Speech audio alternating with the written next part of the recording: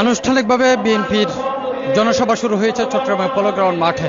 আমরা এখন রয়েছি সেখানে, একটু দেখানোর চেষ্টা করছি যে চট্টগ্রাম পোলো গ্রাউন্ড মাঠ, সেখানে একেবারে লুকেরণ্য মঞ্চের মধ্যে যে সকল অতিথিরা আছেন তারা এসে পৌঁছেছেন। এখনো পর্যন্ত তারেক রহমান, যিনি আজকের দিনের প্রধান অতিথি, তিনি এখনো পর্যন্ত এসে পৌঁছেনি। অল্প কিছুক্ষণের মধ্যে তিনি এসে পৌঁছবেন বলে আমরা জানতে পেরেছি। তিনি চট্টগ্রামের একটি 5 তারকা হোটেল রেডিসন ব্লুতে তিনি রয়েছেন। অল্প কিছুক্ষণের মধ্যে তিনি সেখান থেকে রওনা দিবেন চট্টগ্রামের এই পোলো গ্রাউন্ড মাঠে এসে তিনি কিছুক্ষণের মধ্যে পৌঁছবেন। ইতিমধ্যে চট্টগ্রামের যেই পোলো গ্রাউন্ড ময়দান, সেখানে কিন্তু বিভিন্ন জায়গা থেকে নেতাকর্মী এবং সমর্থকরা এসে পৌঁছেছেন। বিপুল পরিমাণ উপস্থিতি, সেটি বলা যায় একেবারে কানে কানে পূর্ণ। এখন পর্যন্ত প্রায় অর্থাৎ 4 ভাগের 1 ভাগ এখনো পর্যন্ত কিছুটা খালি। সেটিও হয়তো তারেক রহমান তিনি মঞ্চে ওঠার আগে হয়তো সেটি পরিপূর্ণ হয়ে যাবে, সেটি দেখানোর চেষ্টা করছি। বিভিন্ন সাজেই কিন্তু বিভিন্ন সমর্থকরা এসেছেন। একেবারে যেই দলের প্রতীক ধানের শীষ, সেটি মোড়ানো কিছু কয়েকজনকেও আমরা এখানে দেখতে পেরেছি। একটু যদি জানিয়ে রাখার চেষ্টা করি, চট্টগ্রাম আজকে কিন্তু তারেক রহমানের বেশ কিছু প্রোগ্রাম রয়েছে পুরো চট্টগ্রামের বিভাগ জুড়ে, এবং বেশ কিছু প্রোগ্রাম শিডিউল কিন্তু তিনি ইতিমধ্যেই করেছেন। এর আগে কিন্তু সর্বশেষ তিনি 2005 সালে চট্টগ্রামে এসেছিলেন। তখন লালদিঘির যেই ময়দান, সেখানে কিন্তু তিনি বক্তব্য রেখেছিলেন। তখনকার সেই সময়টি আর এখনকার প্রেক্ষাপট অনেকটা ভিন্ন।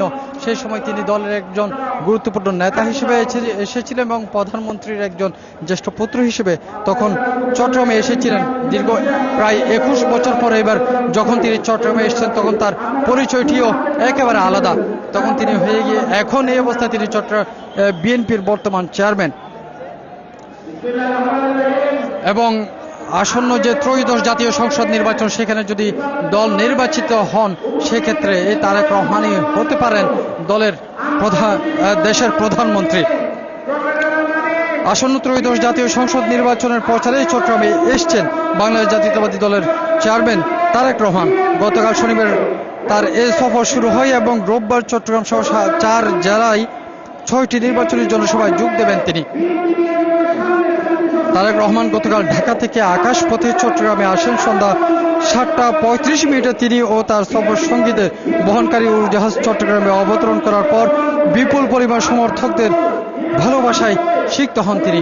আমরা দেখেছিলাম একেবারে চট্টগ্রামের বিমানবন্দর থেকে যেই 5 তারকা হোটেল রেডিসন ব্লুতে তিনি উঠেন, এই পুরো পথ জুড়ে কিন্তু প্রচুর পরিমাণ সমর্থক এবং স্থানীয় নেতাকর্মীরা রাস্তার 2 পাশে দাঁড়িয়ে সালাম দিচ্ছিলেন এবং হাত নাড়িয়ে বাস থেকে যেই সবার আগে বাংলাদেশ লেখা যেই বাসটি রয়েছে, সেই বাস থেকে তিনি সবাইকে হাত নাড়িয়ে সাড়া দিচ্ছিলেন। সেটি আমরা দেখেছিলাম একেবারে বিমানবন্দরে নামার পর থেকেই কিন্তু প্রতিটি মোড়ে পুরো রাস্তা জুড়ে কিন্তু সমর্থকদের এবং স্থানীয় নেতাকর্মীদের কিন্তু বিপুল উপস্থিতি সেখানে লক্ষ্য করা যায়। আজ তারেক রহমানের প্রথম নির্বাচনী সমাবেশ হবে চট্টগ্রাম নগরের পোলো গ্রাউন্ডে বেলা 11:30। বিকেলে তিনি ফেনীতে যাবেন। সেখানে ফেনী পাইলট স্কুল খেলার মাঠে বিকেল 4টায় জনসভায় যোগ দেবেন তিনি। এরপর বিকেল 5:30 কুমিল্লা জেলা 14 গ্রাম হাই স্কুল মাঠে আরেকটি জনসভায় তারেক রহমানের অংশ নেওয়ার কথা রয়েছে। কুমিল্লায় আরও 2টি জনসভা করবেন তিনি। এর একটি সন্ধ্যা 7টায় অনুষ্ঠিত হবে সোয়াগাজী ডিগবাজির মাঠে, অন্যটি সন্ধ্যা 7:30 দাউদকান্দি কেন্দ্রীয় ঈদগাহ মাঠে। কুমিল্লা থেকে ঢাকায় ফেরার পথে নারায়ণগঞ্জে এসে একটি জনসভায় যোগ দেবেন বিএনপি চেয়ারম্যান। এই জনসভা রাত 11:30 কাজপুর বালুর মাঠে অনুষ্ঠিত হওয়ার কথা রয়েছে। দিনের কর্মসূচি শেষ করে গভীর রাতে গুলশানের বাসায় ফিরবেন তারেক রহমান। আগামী 12 ফেব্রুয়ারি অনুষ্ঠেয় নির্বাচনের প্রচার 22 জানুয়ারি সিলেট দিয়ে শুরু করেন তারেক রহমান। ওই দিন সিলেটের আরও 6টি জেলায় সমাবেশ করে ঢাকায় ফেরেন তিনি। এরপর গত শুক্রবার রাতে নিজের নির্বাচনী এলাকার রাজধানীর ভাসানটেকের সিআরবি ময়দানের জনসভায় বক্তব্য দেন তারেক রহমান। এবারের নির্বাচনে ঢাকা 17 আসনের ধানের শীষ প্রতীকের হয়ে তিনি লড়তে যাচ্ছেন। চট্টগ্রামের যে পলো গ্রাউন্ড মাঠটি রয়েছে সেখানে আমরা দেখতে পাচ্ছি মঞ্চের মধ্যে কিন্তু